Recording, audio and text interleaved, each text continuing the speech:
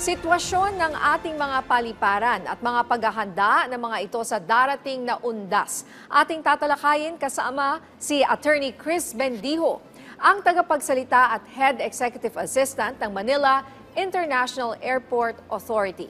Attorney Chris, magandang tanghali po sa inyo. Ma'am Nina Sequen, good afternoon. Attorney, hingi po muna kami ng update sa ating paliparan matapos po ang pananalasa ng Bagyong Christine. Ano po yung mga damages na naidulot nito?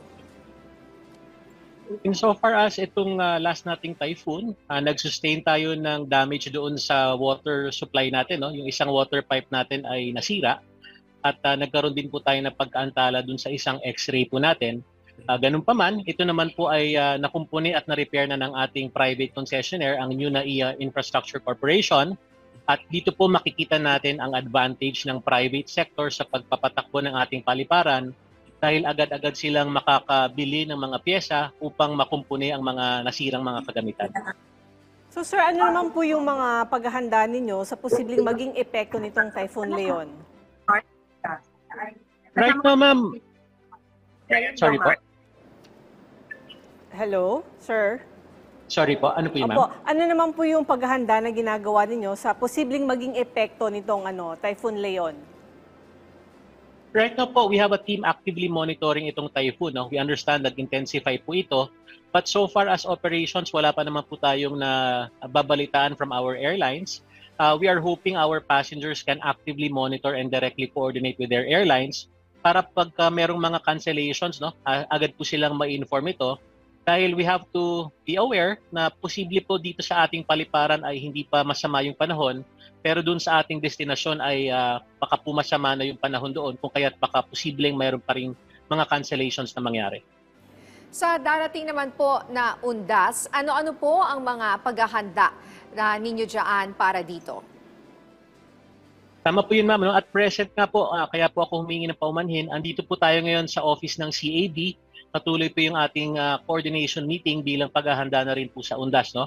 Meron po tayong Oplan Biyaheng Ayos Undas 2024 mula po sa direktiba ng ating Secretary of Transportation na si Jimmy Bautista. Dito po, ito rin po ay exciting para sa amin dahil ito po yung unang pagkakataon na maglo-launch tayo ng Oplan na kasama ang private sector, no? Itong ating NNIC, dahil po yung operation at maintenance ng ating terminal ay nasa private sector na po.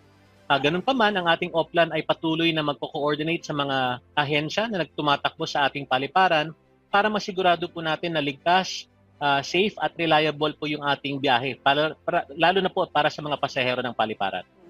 Pagdating naman po sa mga personnel, madadagdagan po ba ang mga airport security na makakatulong naman para sa ating mga pasahero?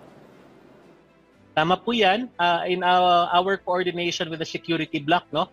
Yung pong ating Philippine National Police Aviation Security Unit, magdadagdag po sila ng additional warm bodies. No? To my understanding, magde-deploy po sila ng additional 100 to 200 personnel para masigurado po natin na ligtas po ang ating mga terminals. Okay, kumusta naman po ang lagay ng ating airport ngayon pagdating sa comfort ng ating mga travelers? Kasi di ba po dati yung mga reklamo na walang aircon at mahaba ang pila at siksikan, lalo na po ngayon mag-uundas. Tama po yun, Ma'am Nina, no? Ito pong nag-ooperate na po yung ating private sector. Mapapansin po natin, meron po silang additional deployment of seats, no? So meron na po mauupan yung iba nating mga pasahero. In terms of queuing, gaya po ng paghahanda natin sa undas, meron pong commitment ang ating Bureau of Immigration, pati ang ating OTS, na magde-deploy po sila ng additional personnel at nang sa ganun sigurado pong efficient ang ating passenger processing sa loob ng paliparan. So deployment po ng additional immigration personnel, deployment po ng additional OTS screeners para po sigurado talagang tuloy-tuloy ang pagpoproseso ng ating mga pasahero. So bukod po dyan, pagdating naman sa processing at check-in counters, paano po din yung pinaghahandaan yung congestion doon at saka po maiiwasan yung na maulit yung problema doon sa luggages? Sa ating coordination with ating private concessionaire, no, pati na rin sa ating mga airlines, kanilang nakikita na aagahan po nila yung pagbubukas ng ating mga check-in counters at nang sa ganon, maproseso po ng maaga ang ating mga pasahero. Kapag sila po ay naproseso, sila po ay makakapasok na sa airside at marami na po tayong mga amenities dito for our passengers. No? Doon naman sa ating baggage handling, ito naman po ay na-address na ng ating private concessionaire nagkaroon na po sila ng mga remedies, no, para masolusyonan ang naging problema sa ating screening device, yung X-ray na nakadugtong sa ating baggage handling system. Okay, medyo ang panahon po natin paiba-iba. Are you ready po for mga suspended or canceled flights? And how will you take care of the passengers po sakaling sila ay ma-stranded dyan sa airport? What are you going to do pag sila po ay na-stranded po dyan? Tama po yun, Ma'am Nina, no? In fact, kaka-discuss lang po natin yan dito sa CAB. Pinapaalala po natin, maganda pong dalawin din na ating mga passengers ang website ng CAB. At nang sa ganun, maging aware sila sa kanilang mga Bill of Rights o yung Passenger Bill of Rights. Ang ating mga airlines, pinaalalahanan na rin po natin sa kanilang mga responsibilidad in cases of mga cancellations. Ano po ba yung mga pwede nating ma-extend na tulong? Kung kailangan po natin magbigay ng meals, kung kailangan po natin magbigay ng accommodation, pinapaalalahanan po natin ang ating mga airlines tungkol sa kanilang mga obligasyon po. Okay. At muli po, sa mga magta-travel po ngayon at pupunta sa airport, how many hours before kailangan sila dumating? Na ideally, yung mga local or international flights. As a reminder po, for international flights, we hope you can come to the airport 3 hours before your flight, and for domestic 2 hours before naman po, no? But this is just to accommodate yung buong pagpoproseso and possibly mga contingencies, no? That being said, we also invite our passengers to visit the websites of the different government agencies that operate within the airport, our OTS para maging familiar kayo sa prohibited items, yung ating e-travel, kailangan po natin mag-register dito, at pwede na po natin itong gawin, no, sa loob ng 3 araw bago ang ating flight. Pati na rin po yung ating familiarity with the processes sa immigration, sa customs, at sa iba pong ahensya na tumatakbo po sa ating paliparan. At nang sa ganun, masigurado nating smooth at very efficient ang inyong pagpoproseso sa inyong flights.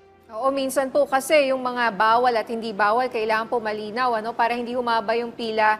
Di ba may mga bawal i-check-in, for example, yung laptop, yung mga battery. Ano pa po yung mga bawal i-check-in at dapat ata i-hand carry and vice versa? Tama po yun, Ma'am Nina, no? Yung mga prohibited items, makikita po natin yung listahang ito sa website po ng CAAPO, no? And then ito naman pong patungkol sa mga aerosols, yung ating liquids, aerosols, gels, meron lang po itong mga limitations, 100 ml if I'm not mistaken. That's why, again po, we suggest for our passengers to visit the website of the different agencies working in the airports so that they can familiarize themselves with what's prohibited, what's allowed, para po wala na pong aberya, no, sa kanilang pagsakay sa kanilang mga eroplano. Oo nga po, kasi minsan 'di ba nandun ka na biglang pinapatanggal, pinapakuha. Kaya dapat clear po tayo kung ano yung pwedeng i-check-in at ano yung hindi. At maraming salamat po sa inyong oras, Attorney Chris Bendijo, ang tagapagsalita at Head Executive Assistant ng Manila International Airport Authority. Thank you for the opportunity. Good afternoon.